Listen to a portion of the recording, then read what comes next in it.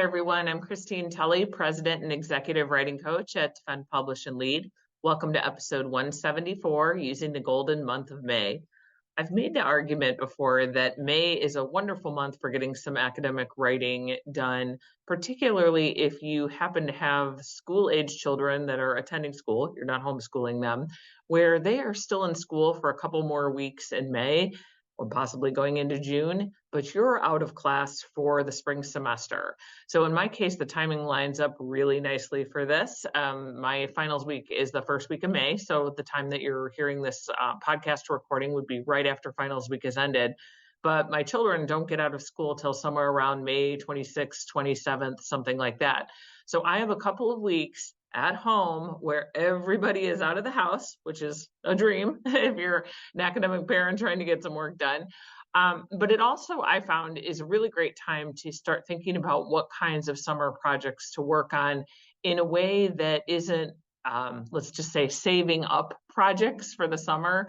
I see a lot of academics do this where they finish the spring semester and then they just collapse and they say, well, I'm going to write in the summer. And to them, summer means June, July, August, somewhere in there.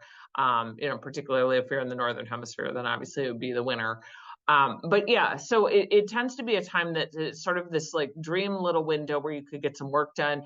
I've also found that at my institution and at others that I've worked with that a lot of times, say, the library still has some regular hours, or you're still able to access some of the other things happening in May that maybe in June or July you wouldn't be able to access. So, for example, if you need to talk to somebody in the grants office, May, you probably can still catch them, but maybe during the summertime, they have more limited hours. And so I wanted to talk about in this episode a little bit about some decision-making processes for May, because as I've counseled some of our clients, one of the things that comes up is that a lot of people totally recognize this is a great golden window to get some work done in 3 weeks, but then they're paralyzed because they have so many projects to do. They have no idea how to make a decision about what to do in May.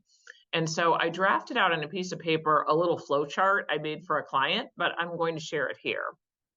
So I'm going to put it up on screen. And for those of you that are listening audio only, we'll post it in the show notes. It's not pretty. It's just a piece of paper where I just drafted out how I would go about thinking through a May project. And I'm going to walk us through it in this podcast episode. So you don't have to see it to understand it because it's pretty much a decision-making tree. That's what it looks like with branches. And there's not that many decisions on there.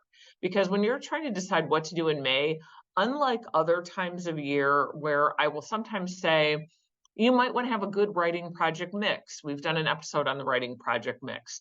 Sometimes in May, you can have that. For example, you might decide May is the perfect time to knock out 3 or 4 little projects where you're just going to get them all done and trying to clean out your list. That's fabulous. If that's what you do, great. I've done that in some Mays where I've had, say, a project that's 90% complete, and then a set of conference slides, and then maybe my portion of a chapter that I'm doing with a co-author that I need to finish and get off to the co-author. I might do kind of a sweep of those projects and knock them all out one by one through the month of May, get rid of them, kind of clear the decks. That's something that I have done before in the past. But sometimes it's great to use May to just push on one project and either get rid of it or get a significant chunk done. So I'm going to walk through this tree and how I get there. So those of you watching on YouTube can see my cursor moving over things. But essentially, when I talk with clients about what do you want to do in May, if they're not going to tackle a whole list of things, I will say, are you working on an old project or a new project? So the first decision that you're looking at is, are you working on something you already have? For whatever reason, it could be a partially written article. It could be a data set that you're going to start working with the writing on. It could be a rejection. It could be a revise and resubmit. It could be pieces of your dissertation that you want to turn into an article. But when we're talking about an old project, it just means somewhere along the way, you've got something for it, data set, content generated, whatever it is. So that's the first decision. If you're going to work on a totally new project, I try to think through, well, what is that new project? Is it an article? Is it a book chapter? Is it kind of like fleshing out ideas for a new manuscript? If you're not sure if your project is old or new, at this stage, when you make the decision, it does not make a difference. I would say call it old if you've been thinking about it for a while, and that's it. Like, not make the decision harder than it has to be. First decision is old and new. And this matters because down the line, there'll be a couple of other decisions based on what it is. But the next one on underneath both old and new is the project possible to complete in the 3 weeks or whatever time you have before children come home, or not possible? And if you don't have children and you're listening to this episode, the same rules apply. I would argue May still has fantastic energy. There's just that extra kind of bonus for academic parents that they get some child-free hours that maybe they won't have in June or July. But honestly, for anyone, anytime before June 1st is a great window here. So your next decision, whether it's an old or new project, is it possible in 3 weeks? So is it possible in 3? Okay, if we're underneath the old decision tree. So if you made the decision, yep, I'm doing an old project, you're going to select a project and say, is it possible in 3 weeks? And if the answer is yes, go ahead and complete it. So one of the ways that you can get sort of this wonderful golden energy of May, if you think you can knock it out in 3 weeks, whether you want to or not, motivation is a whole other thing, which I will say something about in a minute. But, this might be the time to really push on it. Because especially for projects, and I've talked on the podcast about this, I know I need to make an episode about yucky writing projects. That's what I call them. If you've got a project you no longer want to do. I have a project right now that I don't really want to do. I'm committed to it, et cetera, et cetera. My project, that is actually what I'm working on in May. I have a project I want to complete. I could complete it in 3 weeks. Let's say I want to complete it because I want it out of my life, but do I actually want to do it? No, I'm not motivated to write it at all, but I am going to work on it in 3 weeks because I know it's a very kind of short-term pain. And I also know my time to knock this out, I'm going to be a heck of a lot more motivated to work on it where I don't have to deal with children, underfoot or something like that during the summer. So that's a pretty easy decision if you're willing to do that. So if you have a lot of old projects, you have to decide on the project, of course. But once you pick one, possible in 3 weeks, you can go ahead and complete it.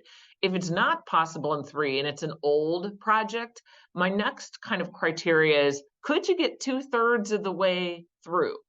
So 2/3 is enough to make you feel like you have some momentum. So your next choice under both the old and new is, could it be done in 2/3? Could you get 2/3 of it completed? So if it's not possible to get it done in 3 weeks, could you get 2/3 of it finished? And if you can, whether it's an old or a new project, you want to work towards completing the 2/3. And on the chart that I'm showing, I have this thing like designate the 2/3. So one of the things that is always good when you're trying to think through completing a writing project, I try to always think about what are the biggest chunks or the biggest impact I could make. So 2/3 might not necessarily be word count, it might not be pages, but it could be, what are the biggest bones of this thing? It could be the argument piece, writing the introduction where you talk about your argument. It could be describing the methodology. It could be a spot where you're connecting your discussion to your lit review. So I would say when you're thinking about those 2/3, I would always think about the bigger pieces. So I'm going to step out of my flowchart for 1 second and reference a podcast that I heard a while back. It's a podcast called House Rules. It came up in my feed and it just played. So I was like, oh, okay, I'll listen to this. But here's where I'm going with it. It's all about decorating advice and what this person was talking about. And I'll see if I can find the episode and link to it in the show notes. But what this person was talking about was saying the idea that, we tend to decorate homes. We tend to want to put a lot of stuff in there. But the argument was you can do less if you get bigger stuff. So if you have a bigger rug, it fills more of the space. So you don't feel like you need lots of little things on the floor. Same thing with a couch. If you buy a bigger couch or you buy just, one big pillow versus like 20 pillows, it looks a lot less cluttered, but you don't have to buy as much. You don't have to decide as much. And so it kind of went on that idea that just buy bigger items and then you don't have to buy as much. That's kind of the same principle here when we're thinking about trying to complete a writing project. If you can only do 2/3 of it, think through what are the biggest chunks and start knocking them out. You don't have to write them in order. You could work on, say, like I said, methodology first and so on. We probably, at some point, I need to write a note about this, but I do need to make a podcast about big chunks that make a difference in writing, because I think this is also really helpful to just say when you're paralyzed and you have to work on something, a lot of people will turn to something like, oh, I'll just fix this word, or I'll maybe fuss with my title a little bit. But what they really needed to do was clarify the language in their thesis sentence, or they really needed to move a bunch of chunks of the article around to have it make more sense. So we'll do something about that either in a podcast episode, maybe a series of podcast episodes, but some of those bigger decisions become more important here. And this is a principle that I know we've been talking about through Defend, Publish, and Lead a lot, and it guides all of our work, but we always push clients and podcast listeners and anybody attending our webinars to work towards movement and completion. So all of your decisions when you're thinking about things is what will give me some real movement on this project. Fixing a sentence, maybe not so much. That's not going to move the needle to get your article accepted or your book accepted. But maybe fixing the organization and introducing this new framework, that could move the needle. So that could be something also to help you get towards completion because you know what to do next. So, okay, what happens, and this is both in the old and the new framework here, if you can't do 2/3. So let's say you have an old project that you have a whole lot to do on it. It's not possible in 3 weeks. It's not possible to get 2/3 of it completed in 3 weeks. So one of the things that you can do is just work on one of the pieces, one of the big chunks that has to be done. So sometimes it's really helpful to carve up an article or even a book chapter or whatever it is that you're working on and just say, what is the piece that is bugging me the most? I'm going to give all of May to just figuring out what is going on here.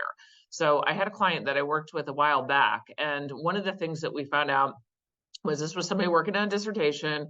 They didn't like their project anymore. They were really tired of it. They kind of had a heavy-handed dissertation advisor who kind of put her stamp on what it should look like. So it really wasn't the students anymore, and the student wasn't really excited about it.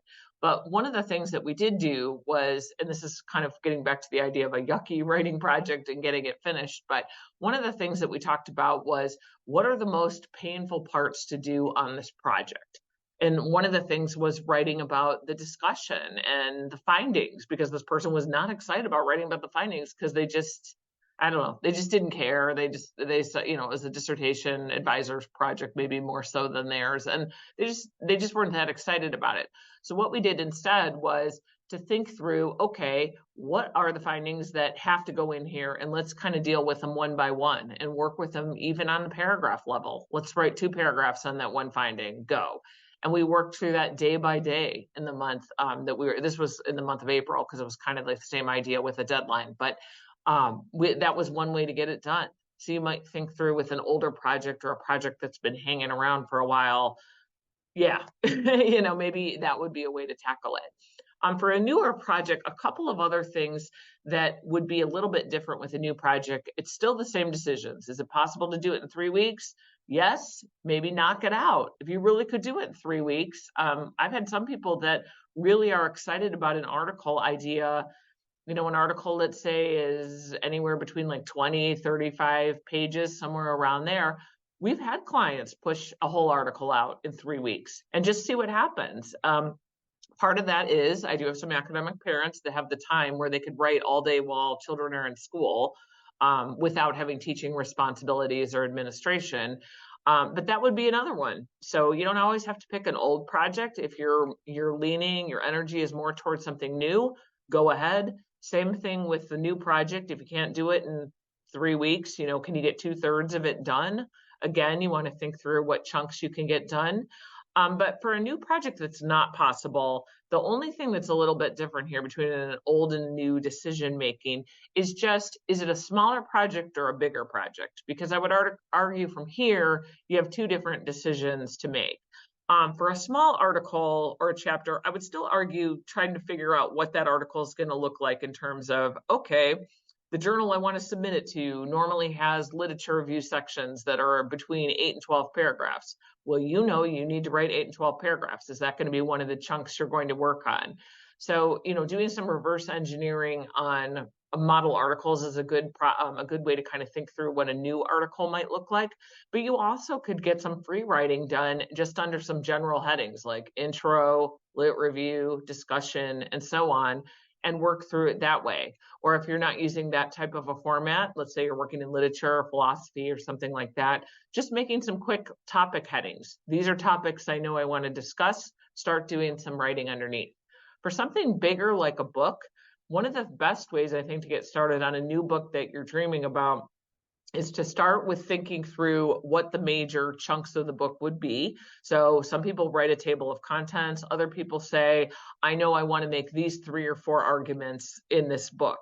And then they start listing, some specific points under each one. Another way to kind of get going on a book, sometimes it's helpful to try to write the proposal for the book before you've even thought about a table of contents yet, because you have to answer questions like, what is the purpose of this book? What market will it reach? What are some of the major arguments? And in the process of writing the proposal, you have to envision what this book is going to look like. So I don't know if this decision-making process is helpful for every single project. So I want to just close with that. Some projects are longitudinal. So for example, May might be a really great time to do a lot of data collection that you can't get done, field work you can't get completed. Maybe writing isn't your central goal for May. Maybe it is more of a research thing, like you have time to get away and go visit an archive.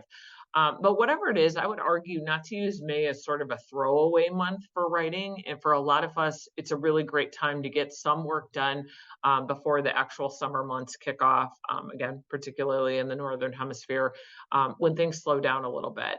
You might be able to build on some of your energy from the spring semester, assuming you're not totally burned out.